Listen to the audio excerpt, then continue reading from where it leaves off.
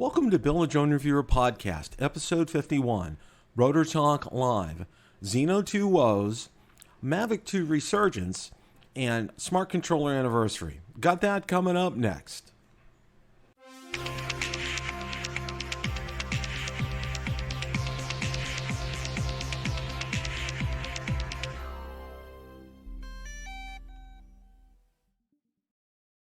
The other night on Rotor Talk Live, Marcus Crawford, Ron Brown, special guest co-host Lauren Donar, and I talked about Zino 2 Woes. We also took a look at the resurgence of the DJI Mavic 2, and we also talked about the anniversary of the DJI Smart Controller. So without any further ado, let's go ahead and roll that broadcast in its entirety. Good evening, everyone. Welcome to Rotor Talk Live, Season 3, Episode 8, Zino 2 Woes, Mavic 2 Resurgence, and Smart Controller Anniversary. Marcus, how are you this evening? Darn good, Bill. Darn good. How are you? Well, I'm doing absolutely fine. We're waiting. Ron should be joining us shortly as well. We got a good show tonight. We got a lot lined up. But one of the first things that I want to share, and I don't know, it's kind of I don't know. I don't want to use the word humorous, but I think it's kind of a sign of the times kind of a thing. And I want to put this up here. And this was a gentleman that actually got his Zino. Here's Ron. Ron, how are you this evening, sir? Good. Sorry I'm late, guys. Not a problem. Not a problem. We won't hold it against you this time, Ron. Okay. Not this time. I'll give me a detention. Well, I'm getting ready to share a picture, Ron, and I don't know if it's kind of a sign of the times kind of a thing. And I don't want to look at it as humorous, but I think it, let me just go ahead and share the screen here. Like show and tell here? Yeah, kind of like show and tell. Okay, now it was posted on my Zino 2 page. You can see in writing, it says Hubsan on here, but you notice what's right next to it? They're decontaminating. Decontaminating Lysol. Yeah. Well, actually, in all seriousness, when my computer comes on Friday, I got Lysol wipes ready to go. And I'm going to wipe it down as soon as I get it and then throw them out and wash my hands afterwards. I mean, that's the protocol that I think that they're saying. And, it's like, there's different schools of thought, like it'll survive on surfaces for 14 days, but they're talking like glass, wood, metal. Nobody said anything about cardboard. All right. And I think with the temperature extremes and everything coming over, on FedEx planes, they're kept in a cargo hold where it's probably super cold inside there, probably maybe even below zero. I don't see, chances are slim to none that we're going to pick up anything from this. But I kind of thought this is like a sign of the times, and it's going to lead us into our first topic about the Zino 2 Woes. And this, I don't want to call this a woe, but I think it's a precaution, and I think it's a wise precaution that everybody should take. Hey, Bill, I've got a question. Yes. So I've got my new desktop computer coming tomorrow. Now it's coming from California. Should I do those same procedures with it? I would too, just for grins and giggles, because if it's gone through, is it coming FedEx? It's coming UPS. Okay, UPS still. UPS gets things from China, so yeah, I would do the same. I would just get Lysol wipes and just wipe it down thoroughly, and then throw them out and wash your hands. That's what I would do. And get one of those little masks. Yeah, that they may start becoming a little scarce to find here. But on a serious note, Bill, do we know if the coronavirus? Do we know if it's passed mostly by physical contact, or is it an airborne type of thing? They're saying like airborne, respiratory, like you get it in your eyes and in your nose, from people sneezing and coughing, kind of a thing. Is usually how that's transmitted. Okay. And they're saying really SARS. I was doing a lot of reading on that today. It's, and I don't want to turn this into a coronavirus show tonight, but just real briefly, they were saying, as far as it lasting on surfaces, and I don't know if you were around for this part, Ron, but they were talking like what, like a matter of 9 days, but they were talking like wood, metal, plastic, that type of thing. They weren't talking cardboard at all. So, with shipments coming in, taking either, Lysol wipes or, spraying it with a can of Lysol before you open it up. I would probably do the Lysol wipes. That way that cardboard isn't going to get soaked and you won't damage anything. But how about this? Get, open the box up with a pair of rubber surgical gloves and, removing the item from the box and then disposing of the box in your recycle bin before you even do anything else. Yeah, that's probably a wise precaution as well, too. I mean, what I'll probably do is take the box out to the garage and wipe it down with another Lysol wipe, because that would be the way, like for when my computer comes, in case there's an issue, I have to have a box to send it back in. So, right. That would be how I would do it. So enough of the coronavirus talk and everything. Let's greet some people. Mike Kinney's in, DeMarco's in, Steve Dawson is in, Tony Faz is in, Brad Hendo is in, RC Master is in, Larry Boggs is in, and I know I saw Art in. Okay. All right. We're going to start out with Zino 2 Woes, okay? And, there's a couple of things going on right now. Let's ask Marcus, what's your status with your Zino 2? Well, I am actually checking as we speak right now. I'm clicking on FedEx right this moment, and no change.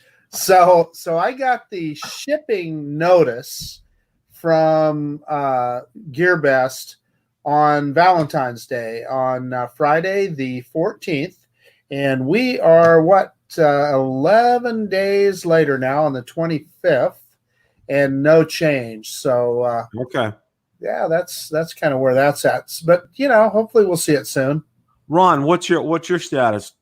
Well, I checked updates. I checked the stats this morning, and no change at all. But I did get a message from our friend Greg Pittman today, and Greg said that he contacted Gearbest about his order. They said it would be between the 26th and the 2nd he should receive it.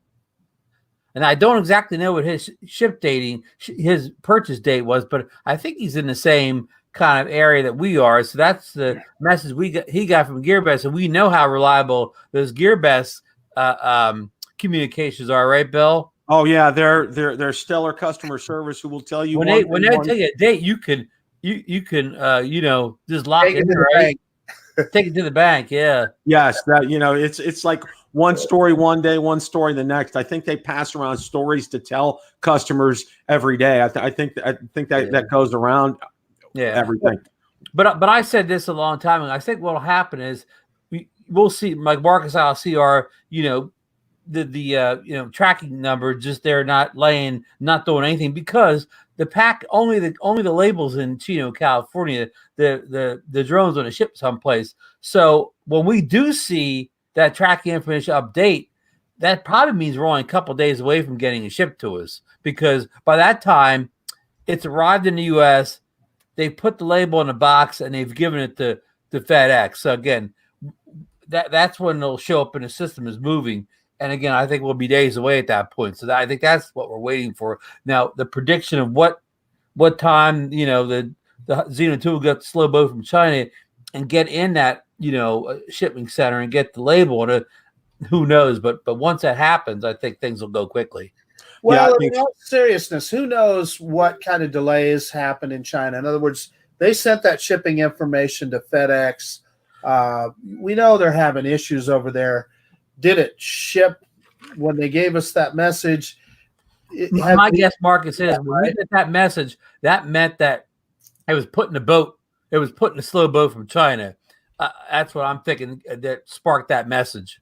Yeah, maybe so. So, but again, everybody, we're this is all total speculation on our part. We don't have any inside information. We're operating in a vacuum. Yes, we are total guesswork here, total speculation. And so, Bill, what's going on with your Hubsan direct order of Zino 2? Well, yeah, that's that's another story, and I'm going to share it right now. This past weekend, our good friend Josh from Parks and Tech informed me, that he had gotten a shipping notice from FedEx because he had ordered second Zino 2 directly from Hubsan. So it got me to start to thinking, and over the weekend, I ended up making the decision to cancel my order with Gearbest, and I ordered direct from Hubsan.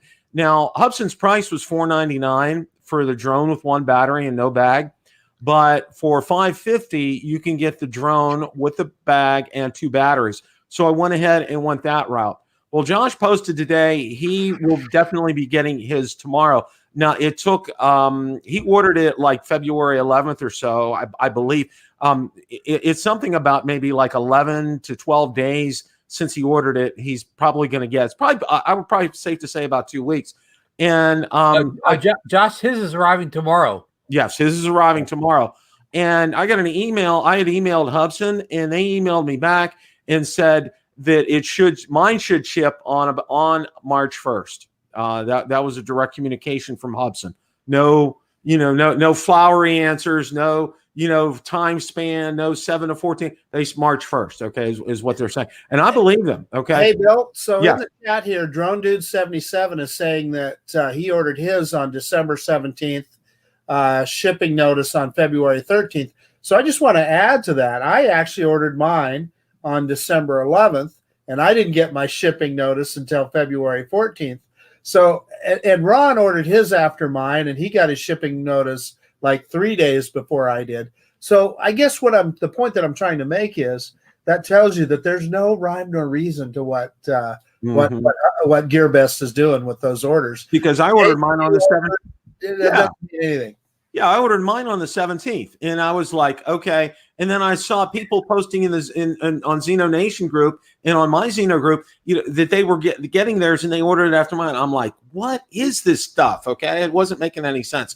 But I will say this in Gearbest's defense, all right. You have to, and I learned this. If you want to cancel your order with Gearbest, and this is for advice for anybody that's considering doing it, file a ticket with them. Because if you tell them when you chat via their customer service, it's going to get lost in the conversation, okay? They won't really do it. File a ticket. It will happen. And sure enough, within 24 hours of my filing a ticket, okay, not only was my request approved, but I got my money. It was in my account today. Metro Drones, thank you for the super chat. Thank you very much, my friend. Really appreciate that. So that's the way. That's one thing that Gearbest did right. Okay, they were able to cancel it well. I mean, and this leads the whole question to this. Okay, were they intending for? Did they kind of figure X number of customers are going to cancel their orders? Because that $399 price was a real steal. Were they waiting for this, and then in order to release some more of their drones because they didn't want to sell them at $399? Who knows? You know what I'm saying? It could be that they wanted to try to get so many people to cancel for this. Well, I don't know about that, Bill, but I'll tell you what you did was smart because I think you got a really good deal. The way that worked, ordered direct from Hubsan, getting that battery and the case for $549. I'm trying to remember what Gearbest originally offered that same combo before was, but I think it was more than that. So yeah, it was more than that. You ended up with a better deal, and you have more satisfaction in knowing when your drone is going to ship. So, good move. Stephen Ewing, his Zino 2's confirmed for this March 2nd. Great. That's great. That is great. That's but that's an interesting theory, Bill. And so Gearbest is they're probably waiting around for market side, hoping. I hope those two guys cancel their orders so we can sell this thing for $499 instead of $399. And they finally gave up. They said those darn stubborn guys, they just won't cancel whatever. We'll have to go ahead and throw them a bone, throw them some kind of notification. Best points. Yeah, those guys aren't going to cancel. Now, Bill, did you make any progress in getting them to include an extra battery or a case for the people who had to wait a long time? Well, I'm still waiting to hear. The jury's still out on that. Well, I shared on ZinoNation, and I'm going to share with everybody tonight. The only way I'm going to do business with Gearbest again is if when I go ahead and place my order for, say, the Zino Pro 2 or the Zino 3, right? What I'm going to want is buy one, get one free, like they have at Publix, okay? Because that would be the only way I'm going to order from Gearbest again. They have just, I mean, you know, granted, and I understood this because Marcus, you foretold this. You know, you said, you know, you with good reason, you know, when you did your FEMI X8 and it took 4 months for you to get it, you know, you said, you know, be aware of this. You know, this is, and Ron too. Be aware of this. This is how these companies operate. You know, it's not like DJI. It's not like Parrot. It's not like you know, other drone companies. You know, it's Amazon. Or Amazon. You know, yeah. It's a whole different ballgame the way things are over there. Well, but Bill, you're giving DJI too much credit. I ordered directly from DJI for the Mavic Mini, and I was the last one to get it or whatever. So you have to take back your kudos. I got to give kudos to Best Buy on that because let me add, Ron. Bill was pretty sneaky on that one too. He canceled right away and went to Best Buy, and he had it before either of us. And here he's talking about how good DJI is and fulfilling orders. He bailed on their last major release of a drone. In fact, their only release of a drone in how long, Bill? Since August of 2018. So I mean, here it's hard to give kudos to a company that's released one drone and going on like 18, 19 months now, right? Yeah, well, you know, and I'll say this, and I'm not defending them, but remember, I think they did not plan for the number of orders that they were going to get. How they got absolutely swamped with orders is what I believe happened, because it rang true of what happened with the original Mavic Pro, okay, Mavic Pro 1. You know, they did not figure that there would be that kind of a demand. The demand far exceeded the supply, and people were waiting. I mean, it was, you ordered it in October. People weren't getting them till after Christmas, early January. I mean, from that. So you would have think that and plus, you know, as I've stated before, you know, in order to combat this, you know, instead of just having the one distribution center out in California, you know, they built one over New Jersey, they built one in Atlanta, you know, in Chicago, you know, so they had multiple points of distribution for that. So, but yeah, you know, I will, but conversely speaking, with a Mavic 2 Pro, you know, it was with, and I know Marcus can attest to this, you know, I had mine within 8 days after ordering it. Okay. I had mine from I ordered it that day that they introduced it, and in 4 days it was sitting on my front door. Yeah, I had mine in 8, which I was ecstatic about. Yeah. So the bottom line is, in their last 2 major releases for drones, they're batting 500. They're batting 500. Good job on, and the other one, you remember the Mavic Mini. If you order from DJI, if you ordered later on that day, you were as good at a month later. Yeah, you were. The shipping times moved back a whole month if you just waited a couple hours. They're still having problems fulfilling mini orders, and that drone is so popular. Ron, you said it the other day. It's no doubt going to be their best-selling drone of the year, and maybe the best-selling drone of 2020, and it won't even be close. Maybe even of all time. Yeah, but like I said, you try buying a mini battery right now. They're non-existent, huh? Yeah. So the point of it is, to Bill's point, is there was phenomenal demand for that drone, and So, but I mean, we all kind of knew that, right? I mean, why do things that just a couple guys, you know, not just our show, but you know, people just sit around having YouTube shows. Why do they know that? And a company that probably does millions of dollars in market research doesn't know that. That's my question. Maybe they did. Well, I like what Stephen Ewing said. You guys should buy in bulk and sell through your channel. We've already discussed that. We could call it, let's see here, BMR Imports. Yeah, there you go. I don't know if I put B and M right close together, but whatever, Ron. I'll go BRM or something. want to point out what Lauren is saying here. He's saying that the Mavic Mini battery is not available to anyone yet. Okay. Well, the other part of the Zino woes that I want to talk about, and you've probably seen it, it's apparent, and we saw it in Bermuda Bob's video with the sun, and let's call lens distortion, for lack of a better term. Would that accurately describe it, guys? I guess it would, but I don't think it's lens. I don't think there's any, I mean, without having the drone in my hands, I don't think any of that stuff we see could be fixed by settings or putting a filter on. I think it's some kind of a processing software issue. But again, I don't have my hands. I'm just totally guessing. Marcus, what are your thoughts? Well, yeah. So those flares that we're seeing on some of those videos, I mean, obviously we get them in the Mavic Mini as well. Maybe not quite as bad. But I guess, boy, don't fly directly into the sun. I saw a video today of Peter Martin. He was actually trying to make a sunshade to go over to the lens on his, and he's going to do some testing and see how that works. But yeah, there's no question you're seeing enough people that are having those lens flares that something's going on there. But the flip side of that coin is what we saw with L3 Toys. And I don't know what kind of post-processing he's doing or where he's setting his adjustments when he's flying. But he had somewhere he was looking into the sun that didn't look as bad. So I mean, I don't know. Yeah. His L3 Toys is his Mavic 2.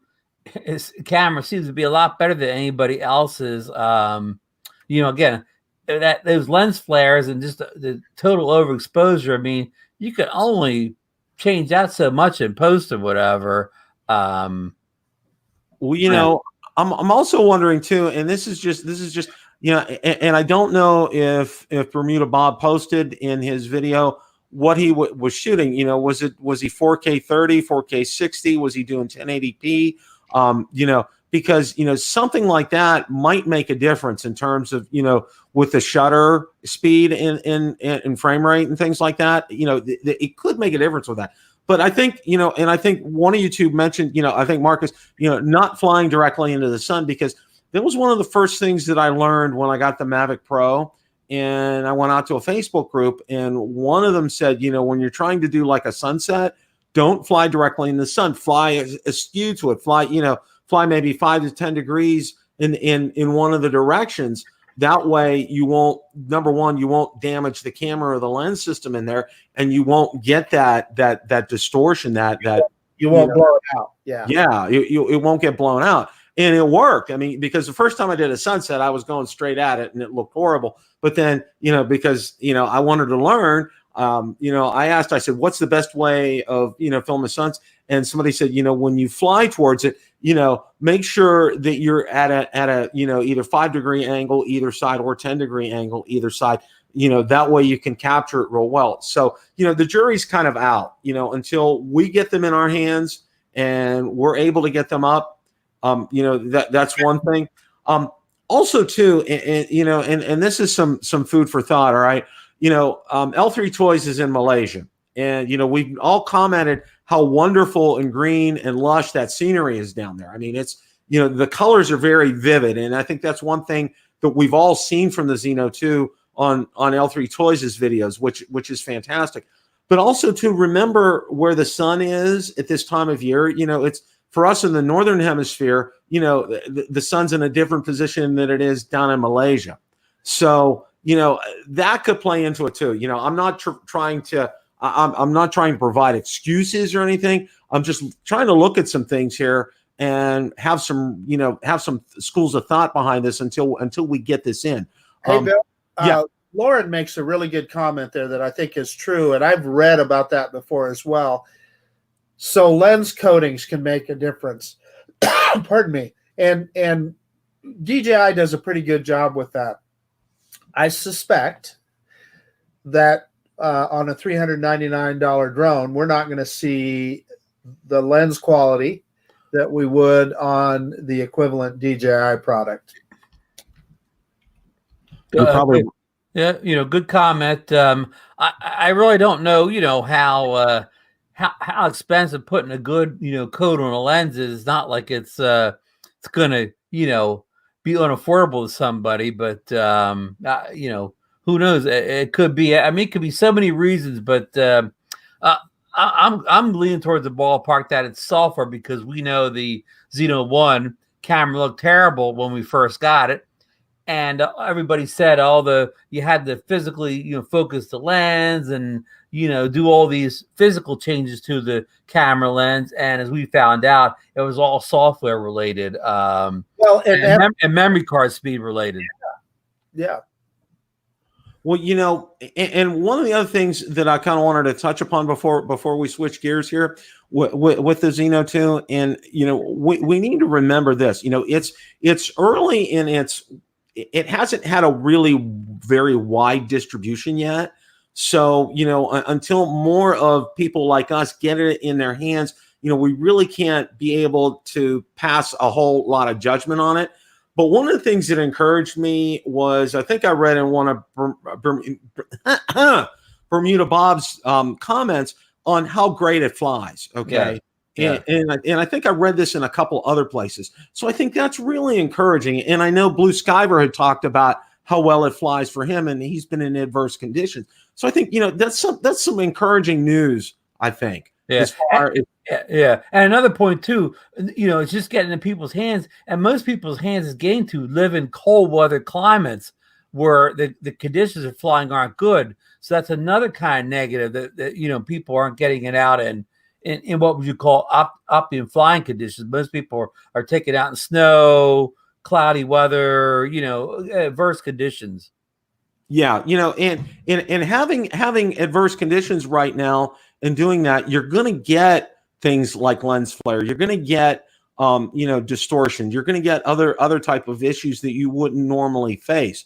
So, and I think, like I said, I think until we get them in our hands and, more reviewers get them in our hands, we can't really kind of pass judgment on this until that happens. But, it's some school of thought, and one of the other things here before we end this, a lot of people were talking about, a filter. Well, I don't think a filter is going to take care of this kind of issue. What do you guys think about that?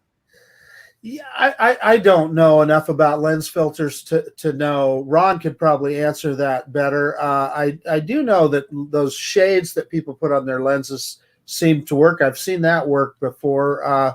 Ron probably knows more about filters than either you or I, Bill. Well, yeah, I would definitely. He's the Jedi master of that. Well, an ND filter, ND filters, just to slow the shutter down, so you can see more motion blur, and purposely, changing allowing the shut the shutter speed slow. I don't know if it can cure a lot of the issues we've seen. I don't know if that's the cure all. And of course, there's a circular polarizer filter, which could cut down a lot of light coming through. So that could possibly help with some of the lens filter that is cutting down light that's coming in.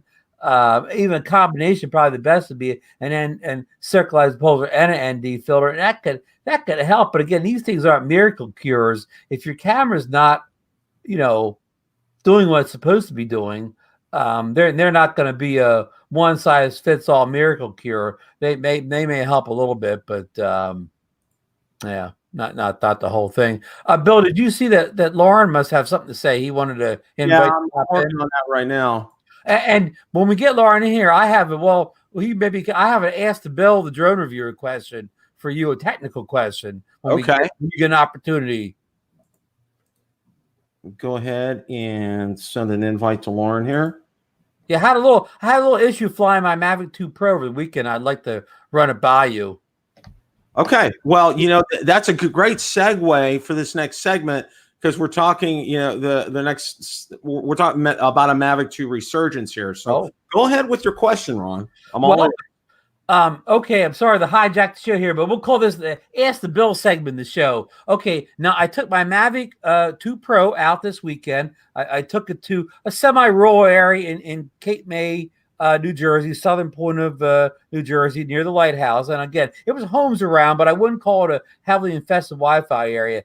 And the park's kind of the lighthouse is in kind of a state park, so you weren't allowed to fly there. So I flew like a distance to get a shot from a distance, not outside the park. But anyhow, to make the long story short, so I take it out a mile, a little over a mile. Man, it's flying beautifully. I mean, I got there in just a couple minutes. FPV signal was rock solid. It was looking great. So I'm up there. I'm kind of doing some manual half circles again. No FPV breakup whatsoever. And all of a sudden, like it goes, it froze and then it went to nothing, right?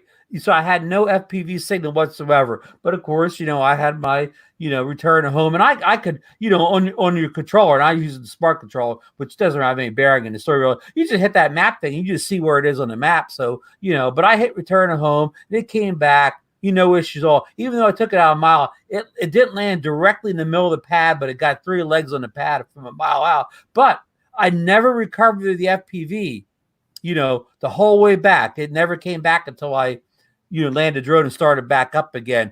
I would have thought that I got a little bit closer, I'd have regained the signal to it, but it never did. So have you ever experienced anything like this with the No. Or do you have any ideas of what could have gone wrong? Did I do anything wrong? Now, I didn't want to do anything crazy like turn the controller off or unplug wires, because I knew it was going to come home, because I could still see the map and I still had complete control of the RSC. The only thing I was missing was the FPV feed. But that's very was perfect. That's very odd. I think the only thing that I'm going to ask this question: is that a working lighthouse? Yes, but I wasn't close, I wasn't close enough to even if it had any type of signals going out. I wasn't close enough to be that interference with the lighthouse. Okay. Now I'm gonna relay a story to you. Original Jobo Ken Dono and I were flying by the Sunshine Skyway Bridge last year, and I had the same kind of issue with that, and there were a lot of boats that were out there. And Ken surmised, he said, we're getting interference, because he was using his Smart Controller with his Mavic 2 as well, and he was getting some interference. Now, it didn't completely break up my screen, but it was super choppy. And I said, you know what? I said, both he and I would just hit return to home to get home in that situation, because it was just the feed was unreliable. So maybe there could have been some boats or something out there, or some kind of communication going on. I was near water. I was up 200 feet, but I was near water. But but the odd thing was that when I brought it back closer, when I was 10 feet in the air, I still didn't regain the FPV signal. So that's what I found more odd than losing FPV for momentarily when I was near some kind of interference. Hey, Bob in the chat is saying that he had exactly the same thing happen with the Smart Controller. I'll bet Lauren might have a comment on that. Sorry, I missed part of the conversation. I was dealing with some chat here. What was the issue? Well, hello, Lauren. Thanks for dropping in on us tonight. It's great to have you on here with us. I said I took a flight this weekend. I'll make the story even faster with a Mavic 2 Pro. I flew a little bit further than a mile away from me, and I was in kind of a rural area. There was homes around, but I definitely wasn't in a hi-fi, a high Wi-Fi contaminated area. And I was flying to a lighthouse, and I never got that close to the lighthouse. I was always couple hundred feet away from it, even when I was taking a picture of it. But at one point, when I was just a little bit more of an mile out, I lost FPV. It froze at first, and then I lost it completely. So I still had total control of the drone RC wise. Like I could switch the map and I could see it, and I did return to home. I was no issue. I never lost control of the drone, but I never got FPV back. Even when I was only 10 feet away from me, the FPV signal would just not come back until I landed it and then restarted everything. And I've never seen it happen with the Mavic 2 Pro. I've seen it the FPV break up, but then come right back again as soon as I moved a little bit, but I never saw it froze and never regain it no matter how close it got to me. Have you ever heard of anything like that, Lauren? Well, actually, I was out this weekend, and I had some very interesting things I've never had before either. strong magnetic interference in places there was absolutely no possibility of it. And I was getting signal breakup, and yet all the ratings showed great. So I don't know what happened this weekend, but maybe you got hit with the same thing. I do want to mention to folks out there, when I got home, I checked, the drone, and I was on the latest firmware for the drone and the latest firmware on the smart controller. So it wasn't that I was an older version of firmware. I mean, I didn't know that at the time, but I knew it when I got home, and then there were no updates waiting for me. Well, Ridgefire makes a good comment there. That's very possible. And Tony Fast says the same thing. Lance Parkhurst just said, happened to me yesterday. Closed the app and restarted. FPV came right back up. Flight log was split into 2 flights. Yeah, I could have done that, but I was kind of like, I was just kind of afraid because I was a mile out. Oh, I knew I had total control of the drone as it was, so I wasn't scared of not getting the drone back. So I didn't want to risk it just to get FPV, because I didn't really need FPV because I kind of got the photos that I wanted anyways. So I mean, I didn't care that I didn't have it coming back, but I mean, it just struck me as odd because I've never seen anything like that with that drone before. Well, you did right, because whenever something like that happens, it's like you just be calm and cool, hit return to home, and get it back and live to fight another day. Absolutely. It's always a peace of mind to have that bird back, restart everything. Usually it happens like if something like that happens, I'll shut the drone down, I'll shut the controller down, then I'll reboot everything, and usually 99% of the time it's taken care of without any question. What we're going to build on what Lauren said, I've seen the drone, I've seen the magnetic interference thing and calibrate the compass more often lately than I did, than I had in the past with the Mavic 2 Pro. It asks for a lot more than it used to. Well, both Ridge Flyer and Tony Foz are saying solar flares. Flares. That was kind of what I was thinking as well, because I've heard of that issue happening a lot over the weekend, and yet the ratings were actually pretty good. So, well, it was funny because because I'm a ham radio guy, I actually got pinged on one of I get notifications about that. There's a website to go out to that because solar flares are horrible with ham radio. When that stuff hits, it affects almost all the bands. And they said it was like on, I don't know if it was Friday or Saturday it hit, and it was pretty bad on one of those days. So that was not a good day, especially for shortwave. I mean, I'll call, most people think of ham radio as being the long distance kind of stuff. The shortwave bands are affected the most by that. That's just a real quick kind of a thing here. What we're going to do is, in this segment that I wanted to talk about today, was a resurgence for the Mavic 2. And the whole thing, I'm basing this on, we don't get sales information from DJI. Okay, it's known but to Frank Wang and his board of directors. All right, we have no clue. But maybe you can get Frank on the show sometime and ask him. I would love to get Frank on the show sometime and ask him. I'm afraid to get Romeo on because I may ask him and he might tell me, and that would not be good for him. We don't want any of that. We'll make sure Frank's not watching that night. Yes, absolutely. But one of the things that I've seen lately, and it's really incredible. Ever since the beginning of the year, like about January 1st or so, on any given day, I'm getting anywhere from 50 to probably over 100 people joining my Mavic 2 group every day. Okay. Now, the only reason that I'm saying this is kind of a resurgence is not only that is I'm getting a lot of emails about people. I get a lot of emails every day and a lot of messages on my Facebook groups, but the overwhelming number of messages, it's all been, geared around the Mavic 2 and a lot of questions about buying the Mavic 2 and buying should I get a smart controller with that kind of thing? It's been like a flood lately. I mean, it's just been through the roof. And that group's almost it was like 4,000 like late last year. It's pushing almost 6,000 right now. With apparently, no replacement for it in sight, people are deciding, you know what, I'm going to go with something that's tried and true, and be very pleased, and they're very pleased with the results. I wanted to open this up to you guys, and what are your guys' thoughts on this?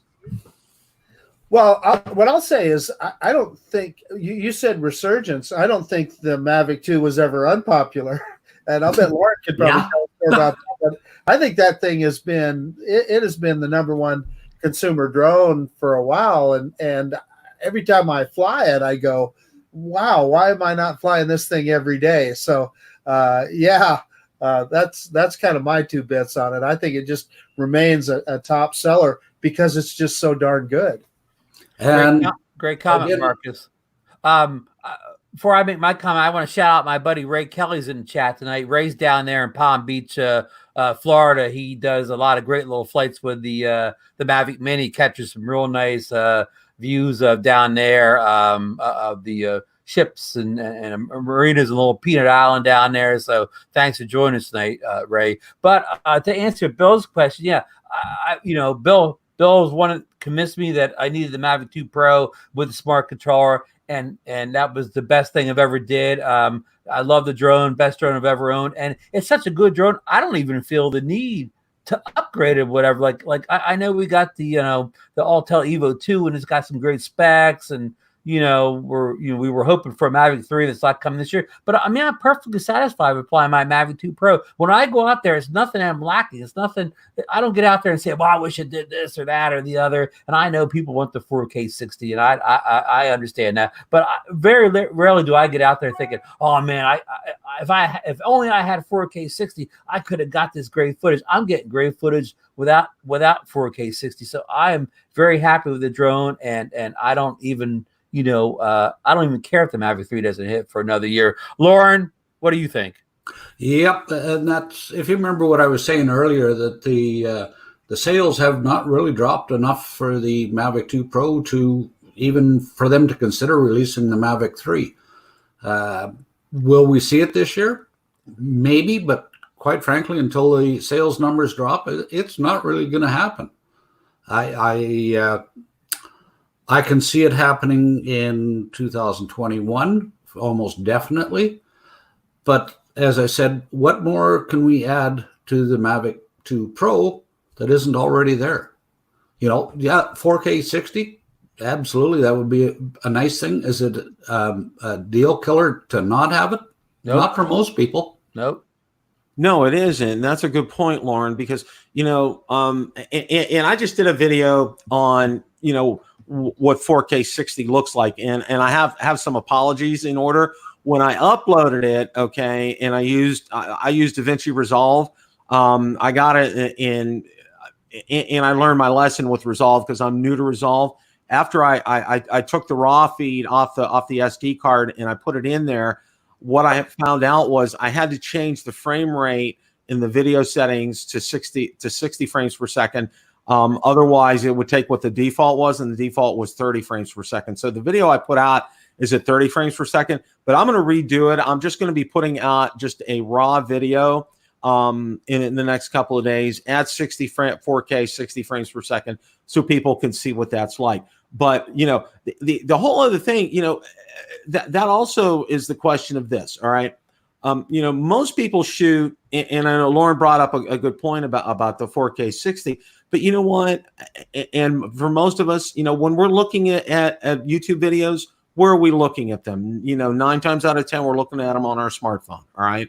Or whether, you're looking at your Apple, your Android device, or on your tablet, on your iPad or your tablet. Okay. And what are you most often? It's in 1080p. All right. So, and for the most part, it works fantastic. When you start to have to process things in 4K 30 frames per second or 4K 60, it takes an incredible amount of time. My 10-minute stretch of video that I had, it took almost 25 minutes to render last night when I was doing, and this is just not even, any kind of ending or beginning, just the raw video itself. That's how long it took to process on there. So, there's a lot of things to take into consideration. With 1080p, it's a no-brainer. You just put it out there and enjoy it. And most of these great shots that I've got, like most of the sunsets that I've got with this and other good scenes, it's in 1080p. So, the need for this 4K 60 frames per second need, it's nice. And it really is nice when you can do it and when it's justified. But, for most people, 1080p is going to suffice. And I think that's one of the things for me, as far as the Mavic 2 Pro, that it does exceptionally well. And I know Ron and I talked about this when back in the old days for Ron, when he was still flying the Mavic Pro, when we were at the beach. And the sunset I was capturing, and then he had his Mavic Pro, and he said, "Take a look."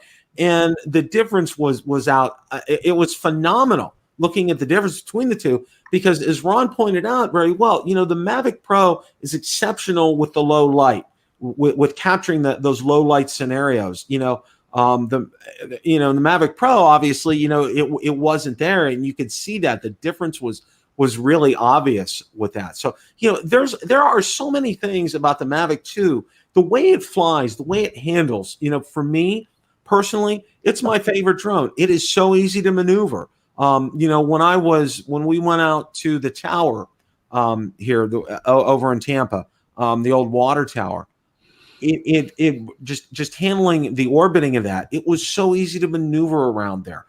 And to fly and responsive. I can't say enough nice things about that. Really. Any other thoughts on the Mavic? While you're brought that up and you brought your Phantom 4 up, did you see Russ over 51 Drones' latest video where DJI sent him a Phantom 4 Pro V2.0 out? And he never had flown a Phantom before. He's been a Mavic guy all along. And it was interesting to hear his opinions, because I started out with the Phantom and moved to the Mavic. And he really had some interesting thoughts coming from somebody that never flew a Phantom before. Did you see that, Bill? Yes, I did see that. I really like Russ. I love his channel.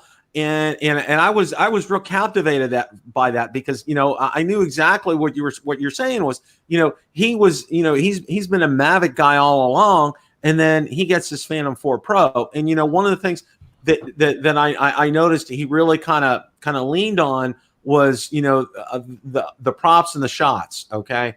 And, that's just a given with the Phantom 4 Pro. And there are so many ways around that. Okay.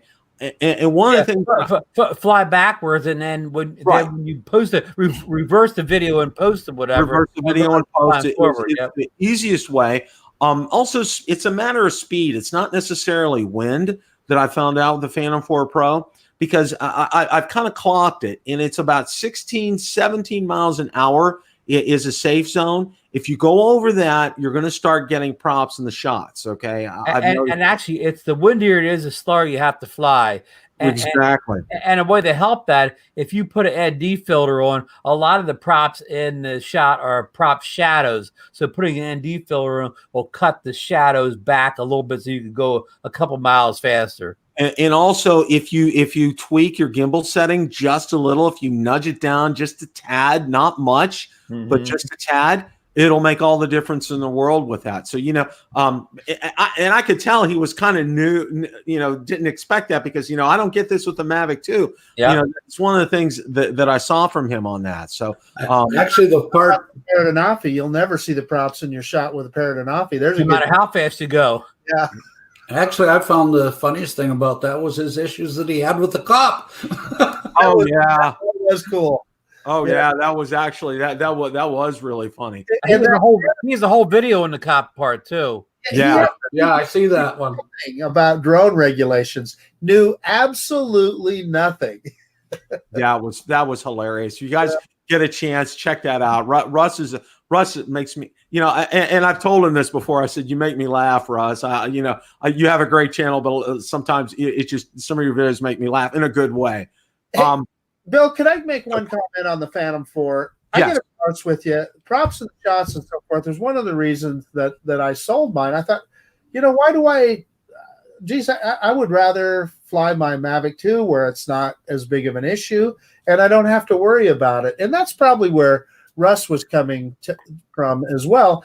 I think there's newer drones on the market that's not such a big issue with, and you don't have to do anything extraordinary to avoid it. Just wanted to make that point. Well, and there's one more thing that I want to close with, and thank you for that, Marcus, is, Russ did talk about the noise factor from the Phantom 4 Pro V2.0.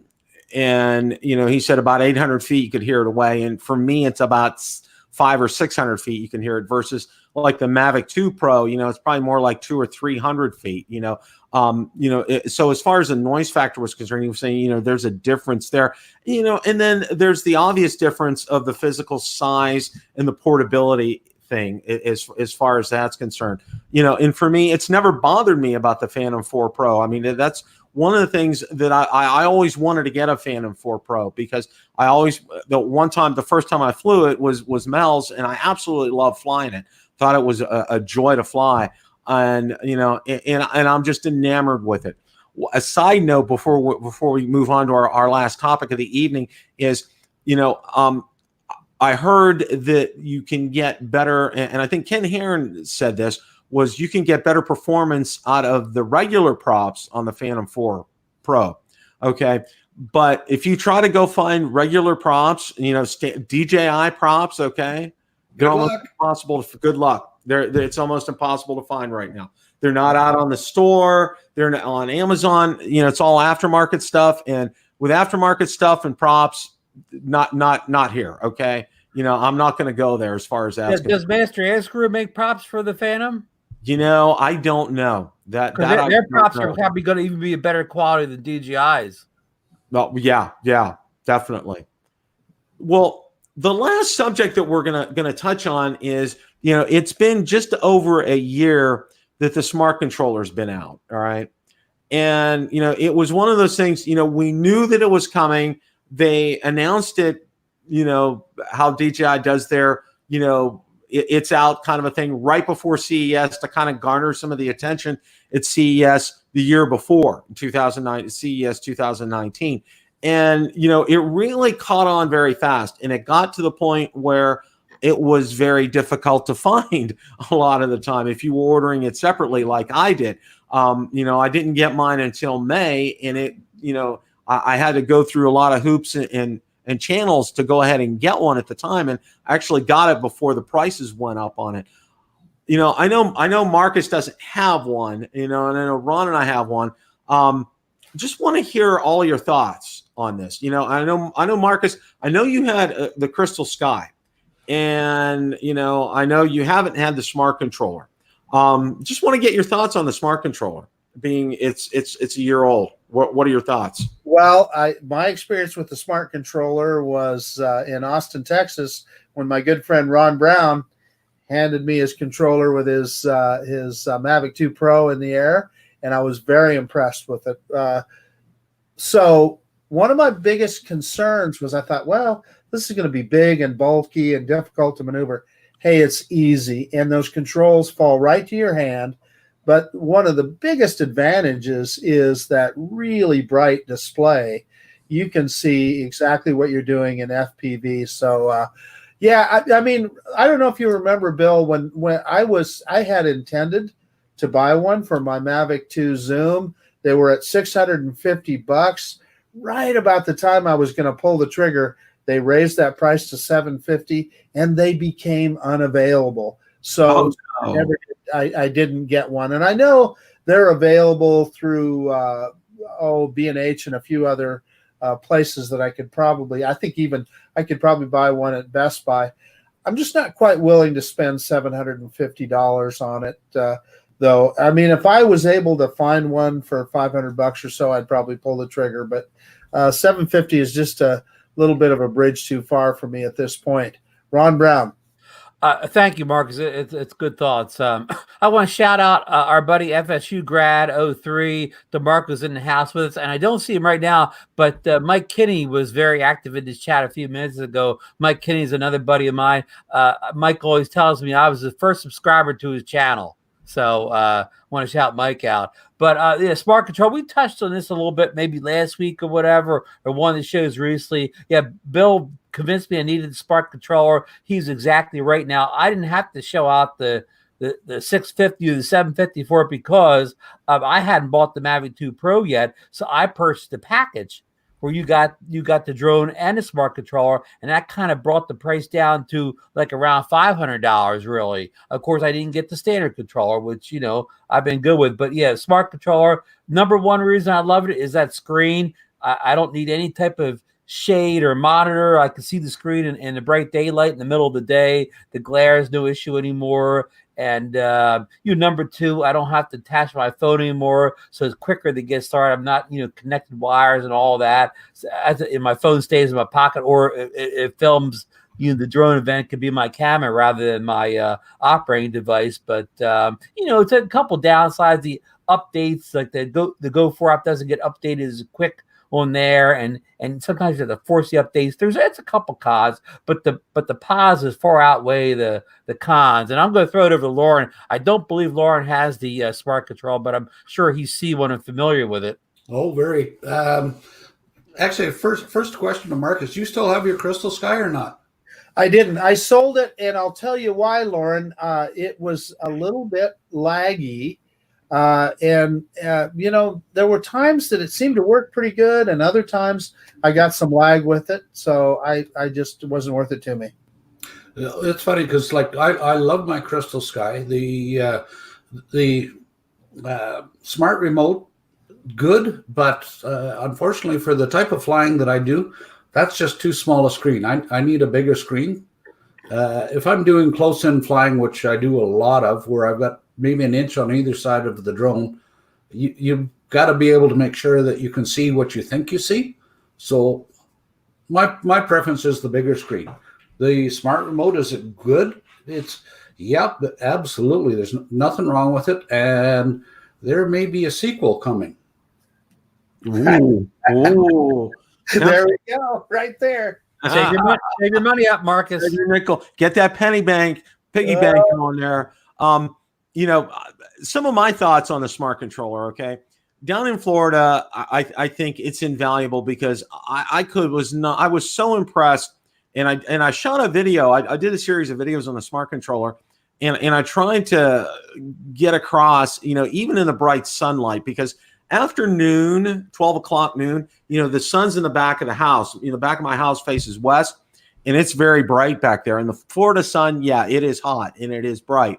And I can tell you something without a doubt, I could see the clear details on that screen, like absolutely like nobody's business, and having everything there is just absolutely phenomenal. The ease of use of that. I also had the added benefit of being and Lauren, I don't know if you knew this or not, I was one of the beta testers for the smart controller with the Phantom 4 Pro V2.0 because with the smart controller, you need to have an aircraft that has OcuSync 2.0, and the Phantom 4 Pro V2.0 has that.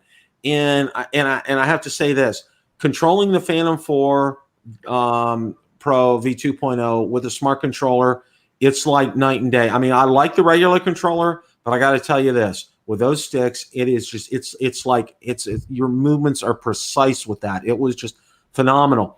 And I pinged DJI support on that, and I said, this has been out. This beta version's been out since June. What are you guys going to do on this? And they said, they really kind of gave me an answer, which really wasn't an answer. They said, we don't have any plans at this time, kind of a thing. And I said, and I replied back again, this was out there beta testing, and there was never, again, it was the same kind of a response. So evidently, that's not in their playbook right now. But thinking about this, and I ran this by Ron once, and I said, wouldn't it make sense? And I think Marcus was involved with this too.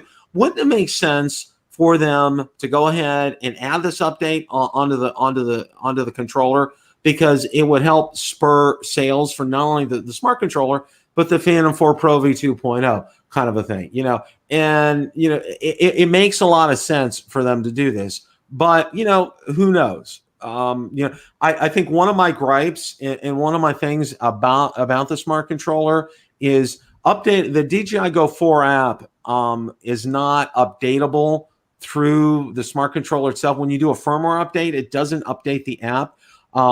David from Kluge Tech Time put out an excellent video on how to do it, and there's a process and a procedure to do that, which I think is a real pain in the butt. But and again, and Lauren knows this stuff. That's another pain point. I mean, that to me, that's the biggest pain point is getting that DJI Go 4 app updated on the smart controller. It's like, let's get a pair of pliers and get that bad tooth out, kind of a thing. It's just horrible. It really is. Yeah, agreed. That's been kind of my complaint as well. Their operating system, they're still running on 5.5. So you can't even add the Fly app to it because you need at least Android 6.0. Yeah. So, and that's pretty sad that this is a DJI item that can't even operate some of their software. So, yeah.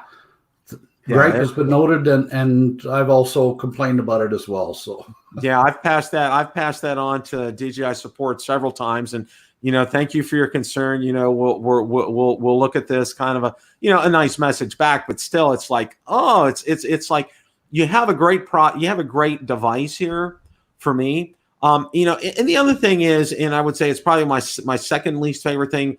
Lauren's right about the screen size. The screen size on that, it is kind of on the smaller side. It's not as good as my iPad Mini 4 when I'm using that. That's my preferable method of doing it. But, all in all, I like the smart controller. And I think Billy Kyle did a video on a setup, going out with a smart controller versus going out with just, the regular controller on it, time wise. And it was just, and it's so much faster. I was able to get that wonderful sunset that I got last year by, it was literally one of the ones I came home, grabbed the smart controller, grabbed the Mavic 2, boom, I was within 2 or 3 minutes, I was up in the air. I mean, it was just, it's lightning fast. That's one of the good things about this. So actually, I find that's kind of strange because like I've kind of Frankensteined my Mavic 2 controller so I can use my my Crystal Sky with it, and I can be up in the air in under a minute. Wow. Okay. That's good. Yeah. See, and I assume you have it all set up, right? Oh yeah. And like normally the Crystal Sky adapter doesn't work with the Mavic 2. You have to modify the adapter a little bit so that the Crystal Sky adapter actually works. Because I don't use a patch cord or anything. I use the actual DJI Crystal Sky adapter, and it's nice because there's no cords or anything like that. It's just snap, it's on, right? And first thing I do is just power on the Crystal Sky. At the same time, then I power on the thing, and by the time my drone is up and running, I'm ready to fly. And like I say, so under a minute. Wow, so that's great. Yeah. Lauren, we love having you on because you tell us these wonderful, pieces of wisdom here to pass on to us. Real quick while we're on that. I just learned stuff too, man. I got a quick question for Lauren. I saw it in the chat. Somebody was asking if the Mavic 2, we'll say the Mavic 2 series, do they work with the DJI goggles? No. Okay. No. Okay. All right. Well, that kind of wraps up the topics for tonight. And just want to go around and share final thoughts. Marcus, go ahead and lead us off here. Hey, I just had a fun flight this afternoon out at the park with the little DJI Mavic Mini. I just am always amazed at the price point on that drone and how well it flies and how well everything just works on it. Boy, if you're somebody that's sitting on the fence and thinking about a Mavic Mini, it is just a barrel full of fun. I sure had fun flying it today. And that's about it. Ron. Thank you, Marcus. And remember, I found that Mavic Mini for $299 on Woot early yesterday morning, but it was sold out by the time I got to check the site. But I put a video up about just a couple hours ago. I made a video back in December where I when I first got the Mavic Mini, I was trying to use it with the Apple Mini, I said Mini 4 iPad, and I just did it to desk, but a lot of people wanted me to fly. So yesterday I went out and flew with that configuration, and it worked great. I had no like overload issues or processor overloads, and I even did a screenshot while I was flying, a screen recording while I was flying it, and no problems at all. So on the current versions, we're now on the drone and the iPad Mini 4 software-wise, they're completely compatible, and it worked great together. So for a lot of people have been asking me to do that video, so I finally got that thing out. So go over and check it out at Ron Brown's YouTube channel if you're interested, and I'm going to throw it to Lauren. Yeah, a couple of things. One, I'm going to really digress back to the filters. Really digress. How's that? But yeah, the lens flare can be hugely affected by your lens coatings. And I'm proud to say I just received $250 worth of brand new Polar Pro custom filters. And boy, do those make a difference. Like with your lens flare, with the coatings that they have on there, huge difference. Now, let's go forward to the Mavic Mini. As you're probably well aware that the shipments have started resuming from China on the DJI stuff. And the strange thing is, as fast as it's coming in, it's going out. Sold 30 Mavic Minis in one day. How's that? Wow. And that was not looking after back orders. That was just, we had just said, well, we've got Mavic Minis in today, and 30 of them were gone in one day. Gosh. So, yeah, they're a good ticket item. And it's funny because people are more and more realizing just how wonderful this little 249 grams of heaven is. True that. I love how you put that, Lauren. That was 249 grams of heaven. I mean, that's just that leaves me speechless. I think that's one of the highlights of the evening here. Okay, 249 grams of heaven. And Lauren's right. I mean, really. I mean, it really is. I want to thank, first of all, I want to thank Marcus and Ron, and I want to thank Lauren for showing up tonight. Really appreciate your input on everything, guys. It's tremendous. Had a wonderful chat. Everyone in the chat was fantastic tonight. You guys asked lots of great questions, brought up lots of great points. We talked about a number of things. The Zino 2 woes with, not only the shipping, but with the camera, and like we said, let's wait, let's get them in our hands and let's take a look at them. We also talked about I called it resurgence of the Mavic 2, but it's never really, let's say an up spike of interest in the Mavic 2. It's been up more than it's been down, which I think is absolutely fantastic. And then also too, as Lauren just alluded to, the Mavic Mini, it's never really stopped being popular. It's fantastic to hear this kind of news, and then also too, talking about the Smart Controller and what a difference it's made. I know in my flying experience, I know with Ron as well too, and for a lot of people, it's been absolutely fantastic. And, and also on a couple other notes, we do know that,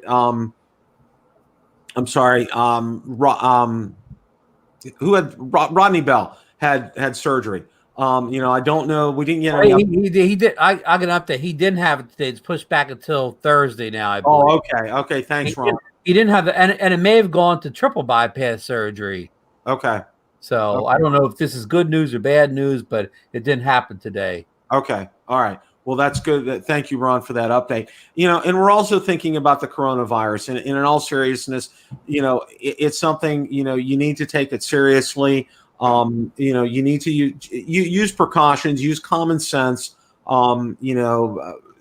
think about what you're doing, and give our thoughts and prayers to those that are affected by this, in China, especially. You know, it's very heavy, you know, and it overrides drones or getting goods from China back and forth. You know, it's people, and it's what people are what matters. You know, it comes, you know, it's way more important than drone talk or anything else. You know, we're hoping for good health for people. We're hoping that this can be eradicated and taken care of to where it's not a threat globally. Right now, it still is a threat globally, and you know, just use precautions, use common sense. You know, take the advice of you know what kills it. You know, especially if you're getting packages from China. You know, like Lysol it, or you know, get some wipes and wipe it down, that kind of a thing. You know, just take some proper precautions when you do that, and I think you know that'll definitely go a long ways here. Gentlemen, thank you so much for your valuable input. Thank you, everyone who was in the chat tonight. Really appreciate that. And as always, remember, everyone, it's a great day to fly. Take care, everybody.